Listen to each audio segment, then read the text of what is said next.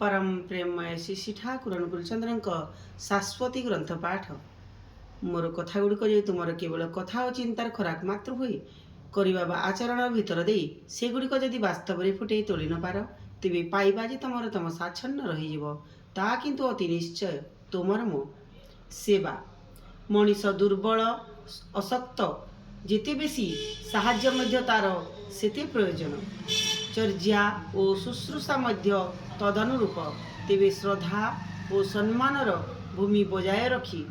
जो मानक द्वारा तुम मानकर सत्ता और सम्मान बजाय रही प्रवृत्ति व वृद्धिर दोषरु सेमाने जदि किछि अन्याय मध्य करिथांती ता सह्य कर सेमानंकु पर करि दियो ना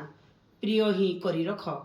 प्रयोजन बेले सेमानंकु दियो विपदरे पाखरे छिड़ा हुओ क्षमता माफिक सब प्रकार सेमानंकु साहाय्य कर सुष्णु सत्सेवारे आउरी शक्तिमान होई उठिबो स्वार्थ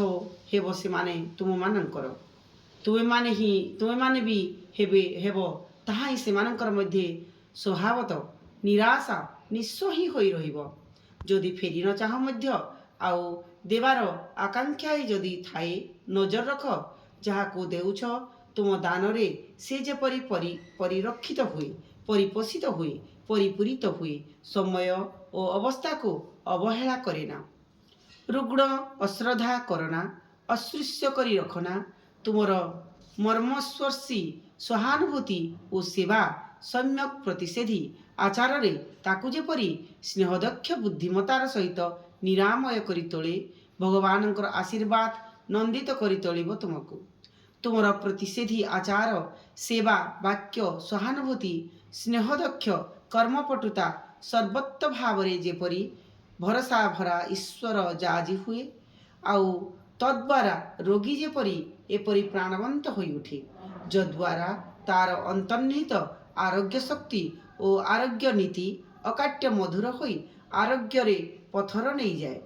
आउ एपरि रोगी चर्या ही सार्थक रोगी चर्या ठीक जान रुग्ण दुर्बल अपारग जो माने सेमानंकु परिपालन करिबाकू टिके भी कुंठित हुअना किंतु जेपरि तीक्ष्ण दृष्टि थाए सेमानंक योग्यता प्रति अवस्थानुपातिक सेमानंकर योग्यता बढ़ाई दियो जेते टिके पार परिपोषण परिपालन द्वारा आदर्श प्राण करी अग्राह प्लुत करी सक्रिय करी तोली सेमानंकु से जे जेपरि ताकू सेपरि करी उपचय रे परिपार्श्वक सह निजर आउ ताकू ही कहा जाए धर्मदान। जय गुरु।